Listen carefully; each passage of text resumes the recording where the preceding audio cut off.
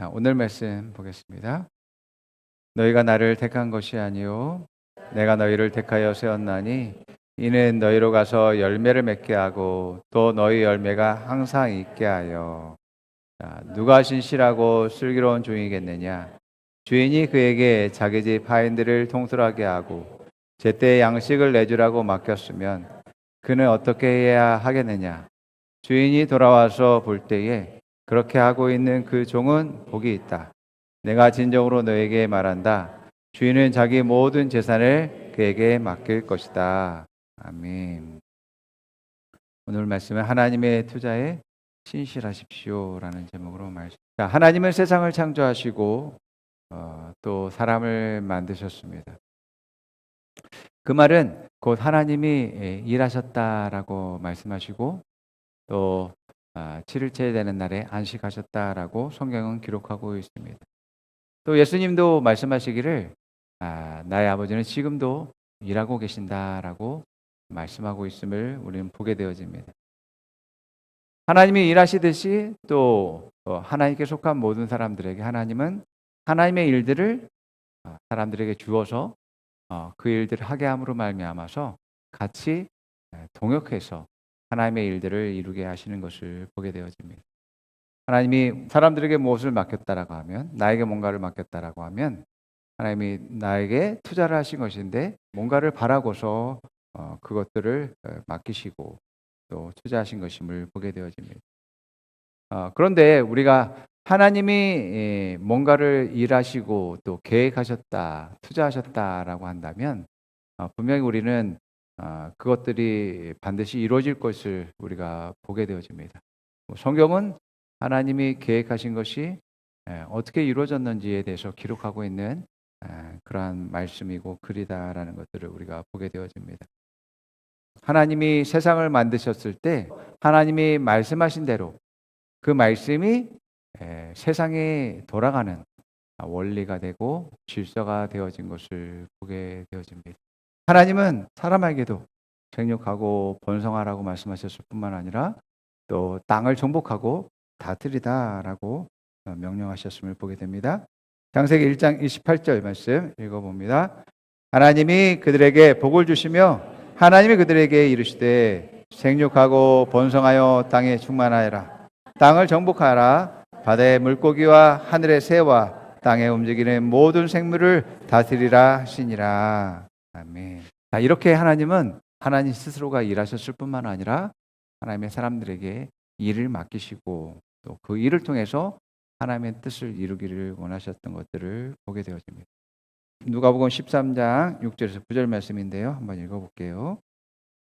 예수께서는 이러한 비유로 말씀하셨습니다. 어떤 사람이 자기 포도원에다가 무화과 나무를 한 그루 심었는데 그 나무에서 열매를 얻을까 하고 왔으나 찾지 못하였다. 그래서 그는 포도원지에게 말하였다. 보아라, 이 무화과 나무에서 열매를 얻을까 하고 왔으나 열매를 본 적이 없다. 찍어버려라. 무엇 때문에 땅만 버리게 하겠느냐? 그러자 포도원지기가 그에게 말하였다.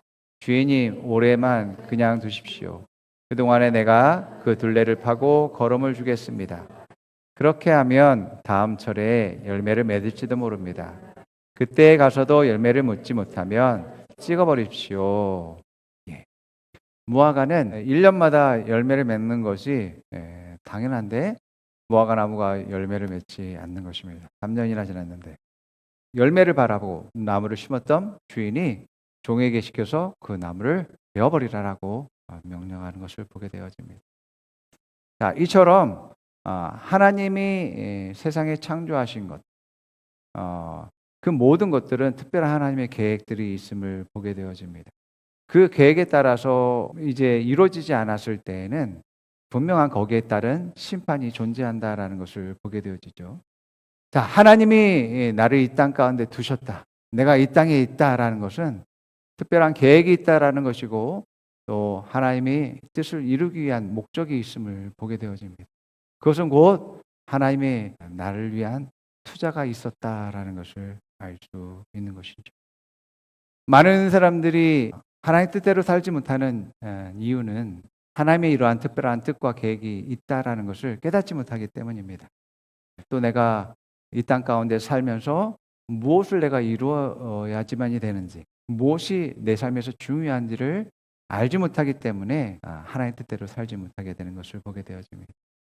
하나님은 분명하게 내가 이 땅 가운데 있게 한 분명한 목적을 가지고 있고, 하나님의 자녀로 삼으시고 그 일을 위해서 하나님은 여러분 한 사람 한 사람을 위해서 투자하신 분이시다라는 것을 깨닫기를 바랍니다. 왜냐하면 좀 전에 우리가 포도원의 주인처럼 나무를 심는 목적이 그 나무를 성장시키고 열매를 거두기 위한 목적이 있는 것처럼, 여러분의 인생을 통해서 하나님은 여러분을 성장시키고 열매를 거두기 위한 목적들을 가지고 있음을 보게 되어집니다. 사실은 그 열매는 나의 열매이기도 하고 나의 영광이기도 하고 또 하나님의 기쁨과 영광이기도 합니다. 자, 하나님은 우리가 하나님 안에서 예수 그리스도의 생명을 우리 모두가 같이 받았죠. 그 생명을 가지고서 내가 하나님의 자녀가 되었습니다. 그리고 하나님의 선하시고 의로우심을 우리가 얻게 되어졌고, 또 성령님을 성령님이 우리 안에 오셔서 우리 성전을 이루셨음을 보게 되어집니다. 이 모든 것들은 우리 모두가 다 공통적으로 받은 것들입니다. 그러나 각 사람에 대한 독특한 부르심, 사명들, 하나님의 기업을 이룰 하나님의 그러한 비전들, 그리고 하나님 주시는 그러한 상급들, 은사들은 저마다 다 조금씩 다르다라는 것들을 볼 수 있습니다. 여러분들이 받은 것 중에서, 하나님이 여러분들에게 주신 것 중에서 가장 큰 것이 무엇일까? 여러분들 생각해 본 적이 있습니까? 우리에게 정말 가치 있고 가장 소중하고 중요한 것은, 하나님이 주신 것 중에서 가장 중요한 것은 생명이다라는 것을 여러분들 기억하기 바랍니다. 여러분들의 인생 중에서, 사명 중에서, 하나님의 부르심과 계획 중에서 가장 중요한 것은 생명을 살리는 것입니다. 이것이 하나님이 여러분에게 주신 것 중에 가장 귀한 것입니다. 자, 마태복음 16장 26절 한번 읽어볼게요. 그리고 누가복음 12장 20절에서 21절 있습니다. 사람이 온 세상을 얻고도 제 목숨을 잃으면 무슨 이득이 있겠느냐? 또 사람이 제 목숨을 되찾는 대가로 무엇을 내놓겠느냐? 그러나 하나님께서 말씀하셨다. 어리석은 사람아, 오늘 밤에 내 영혼을 내게서 도로 찾을 것이다. 그러면 내가 장만한 것들이 누구의 것이 되겠느냐? 자기를 위해서는 재물을 쌓아두면서도 하나님께 대하여는 부여하지 못한 사람이 이와 같다. 예. 그래서 하나님이 내게 주신 자녀들, 또 내게 붙여주신 그러한 사람들, 영혼들, 이러한 생명들이 내 삶에서 정말 가장 중요한 것임을 보게 되어집니다. 처럼 하나님은 열매 맺기 위해서 지금도 일하고 계시고, 또 나를 이 땅 가운데 두신 목적도 거기에 있다라는 것을 우리가 보게 되어집니다. 여러분, 우리의 부르심은 이것과 연결되어져 있습니다. 내가 왜 이 땅에 있고 어떤 사명을 가지고 있는지는 바로 하나님이 내게 주신 것을 가지고서 어떤 사람을 살려야 되는지, 또 그 사람을 세우고 성장시켜야 되는지와 관련되어 있다라는 것을 우리가 보게 되어집니다. 내 인생에서 생명을 살리는 것과 또 그 생명을 세우는 일이야말로 정말 가치 있는 일이고 보람 있는 일이야. 내 생명이 귀하듯이 다른 사람의 생명들을 존귀하게 여기고 그것들을 해야 되는 것이 내 인생의 중요한 목적이야. 하나님이 주신 것이, 내게 주신 것이 무엇인지 그것들을 발견하고서 그것을 위해서 헌신하고 또 수고하고 일하고자 했을 때 하나님께서 이 길을 열게 주십니다. 이처럼 하나님은 우리의 마음 가운데 감동을 주고 소원을 주어서 하나의 뜻과 나의 뜻이 일치되도록, 하나 되도록, 그래서 같은 목적을 향해서 나아갈 수 있도록 하시는 일들을 합니다. 절대로 하나님은 강제적으로 일하지 않으십니다. 자, 빌립보서 2장 13절이 그렇게 말하고 있어요. 읽어봅니다. 너희 안에 행하시는 이는 하나님이시니 자기의 깊으신 뜻을 위하여서 너에게 소원을 두고 행하게 하시나니. 여러분들이 이러한 나의 비전을 하나님 뜻에 맞추면 그 길이 열리게 되어집니다. 그 길이 열린다라는 것은 형통한다라는 것인데, 그것은 사람과 환경들이 열리는 두 가지 조건에 의해서 형통이 이루어지게 되어집니다. 첫 번째는 사람들이 나에 대한 호의를 갖게 되어집니다. 나의 이러한 비전들, 내가 생명을 살리고자 하는 그러한 마음들을 그 사람이 그것을 이해하고 또 그것에 감동을 갖고, 내가 당신의 그 일에 내가 함께 할게요. 내가 그 일에 내가 나의 재정과 또 내게 수고들을 당신에게 투자할게요 라고 하는 일들이 일어나게 되어집니다. 하나님의 사람임에도 불구하고 내 뜻대로 산다라는 건, 내 계획대로 산다라는 것은 내 스스로를, 내 인생을 잘못 투자하고 있는 것입니다. 여러분, 하나님의 투자는 사람의 투자와 다릅니다. 사람의 투자는 그것이 그 투자가 성공할 수도 있고 실패할 수도 있습니다. 그러나 하나님의 성공 확률은 너무나 명확한 그러한 확률을 가지고 있음을 보게 되어집니다. 하나님의 뜻과 계획에, 하나님의 사명과 부르심에 나를 맞춘다라는 것은 내 인생이 프로의 성공 확률 가운데 내가 살아가고 있다라는 것을 내가 알 수 있습니다. 하나님의 뜻과 계획을 가지고 있는 사람들에게 정말 중요한 자세와 태도는 충성입니다. 충성. 자, 고린도전서 4장 1절 말씀. 그리고 맡은 자들에게 구할 것은 충성이라고 말합니다. 하나님께서 내게 무엇을 주었다면 이에 있어야 될 자세와 태도는 충성이다.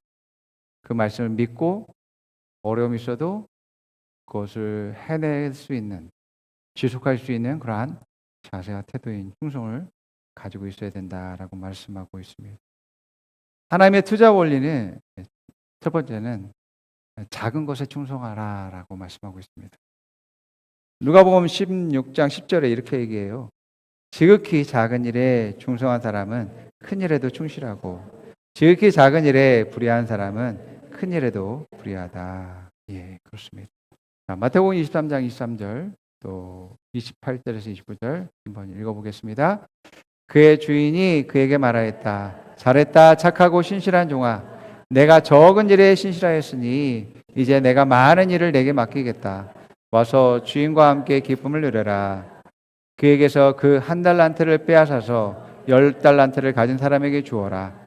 가진 사람에게는 더 주어서 넘치게 하고 갖지 못한 사람에게는 있는 것마저 빼앗길 것이다. 그렇습니다. 충성이라는 단어는 믿음과 인내함과 성실함이라는, 또 겸손이라는 네 가지로 이어져 있음을 보게 되어집니다. 이 충성스러운 사람에겐 주인은 더 많은 것들을 주고자 합니다. 이것이 영적인 원리입니다. 물론 세상에서도 이 원리가 적용되어져 되기도 합니다. 나에 대해서 믿음을 가지고 있고 명령한 것에 대해서, 주어진 일에 대해서 어려움이 있어도 끝까지 그것을 해낼 수 있는 그러한 신실함, 충성스러움을 가지고 있고 성실하게 또 그 일들을 지속할 수 있는 그러한 사람이 있다면 더 많은 일들을 주고 더 많은 혜택을 주고 그 사람을, 내 사람을 만들고서 더 많은 결실들을 얻고자 하는 것이 투자자의 마음일 것입니다.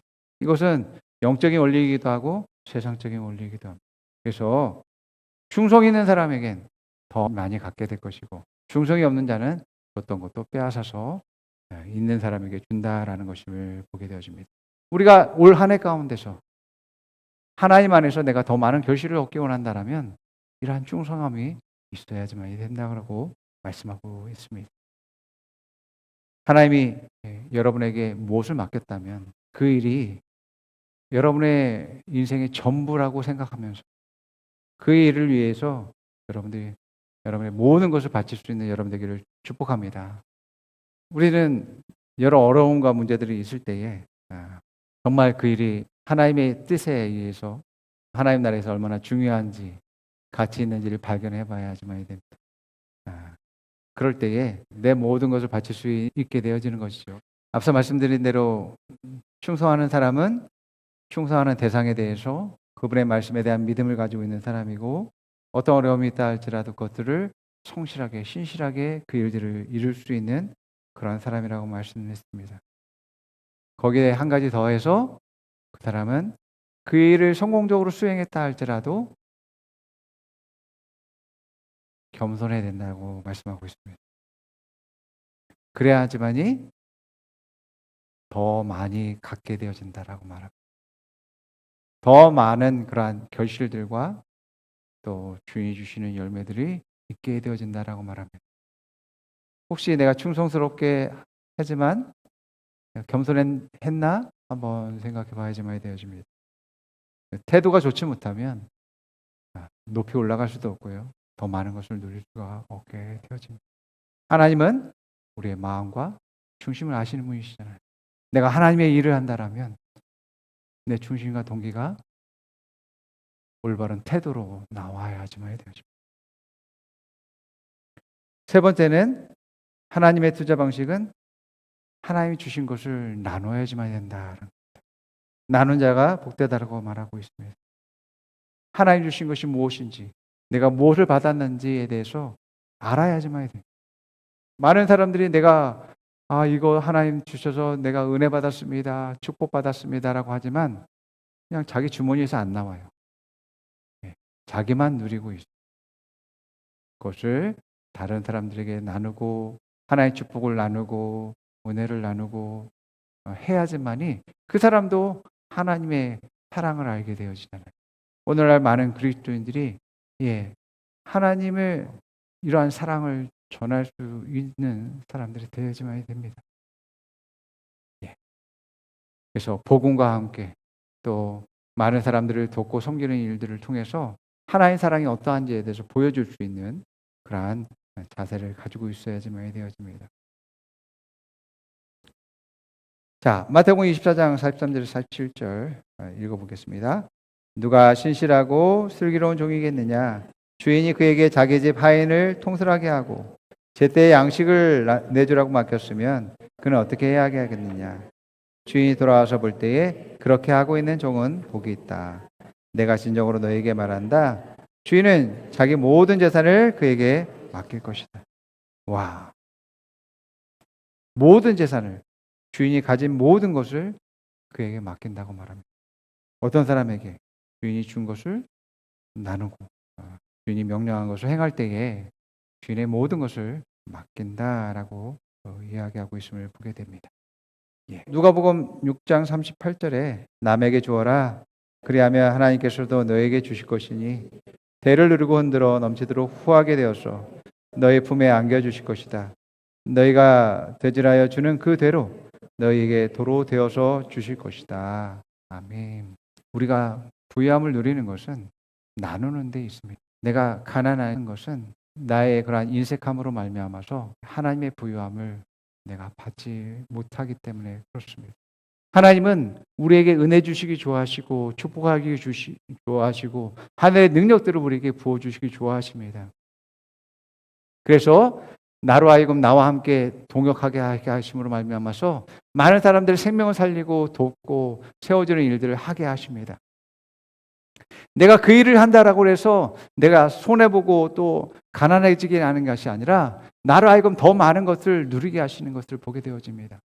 우리의 자원은 하나님으로부터 나오잖아요. 우리의 능력은 하나님으로부터 나오잖아요. 내 것으로 이 일들을 하는 것이 아니잖아요.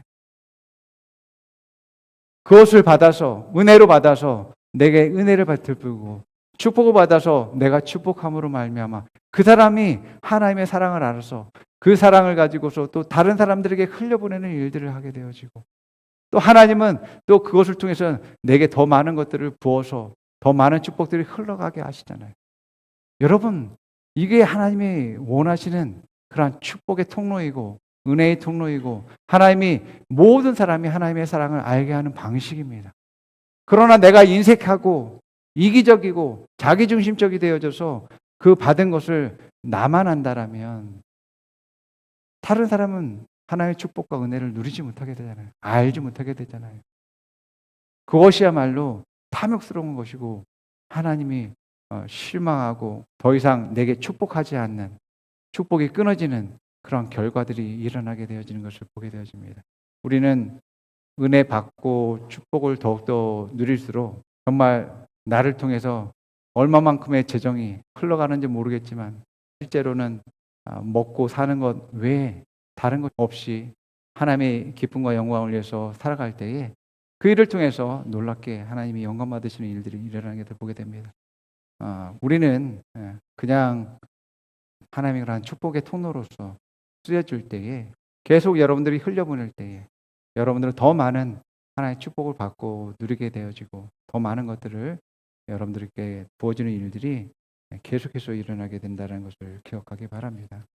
여러분들이 이러한 하나님의 그러한 감동과 인도함을 받게 될 때 하나님은 더 여러분들에게 풍성한 결실들을 맺게 하신다라는 것을 보게 됩니다. 하나님은 여러분 한 사람 한 사람을 통해서 열매 맺는 것을 계획하셨습니다. 올해도 마찬가지일 것입니다. 여러분 더 성장하고 발전하고 열매 맺을 것을 계획하셨습니다.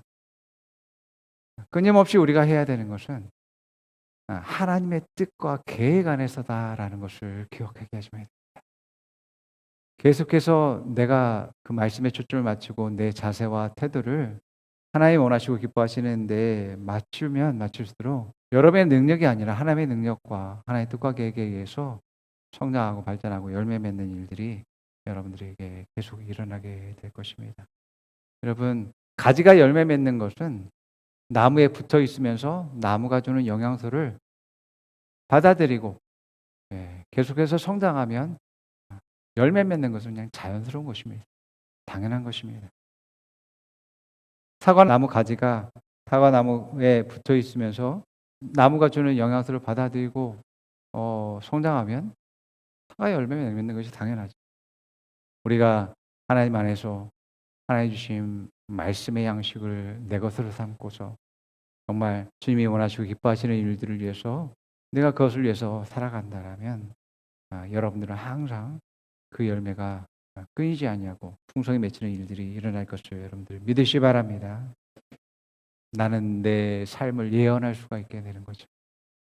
나는 올해도 2025년도도 더 성장할 거야, 더 발전할 거야, 더 많은 결실들을 얻게 될 거야 라고 말할 수 있게 되어집니다. 왜요? 내 뜻이 아니라 하나님의 뜻과 계획이잖아요. 나는 그곳에 올바르게 초점을 맞추고 충성되게 살아갈 때에 그 일들은 자연스럽게 이루어지게 될 것입니다. 고백하기 합니다. 하나님은 나에게 특별한 계획이 있습니다. 그 계획으로 내가 하나님 자녀가 된 것입니다. 성령의 인도로 내가 여기 있습니다. 하나님 나에게 투자하셨습니다. 내게 하나님의 생명을 주셔서 감사합니다. 내게 성령을 주셔서 감사합니다. 내게 은사를 주셔서 감사합니다. 내게 열매를 주셔서 감사합니다. 옆에 사람에게 말해봅니다. 맡은 일에 충성하십시오. 작은 것에 충성하십시오. 믿음과 순종을 가지십시오. 인내와 신실함을 가지십시오. 충성과 겸손을 가지십시오. 받은 것을 나누십시오. 당신에게 풍성한 열매가 있습니다. 풍성한 결실이 있습니다. 당신을 축복합니다. 아멘. 기도합니다.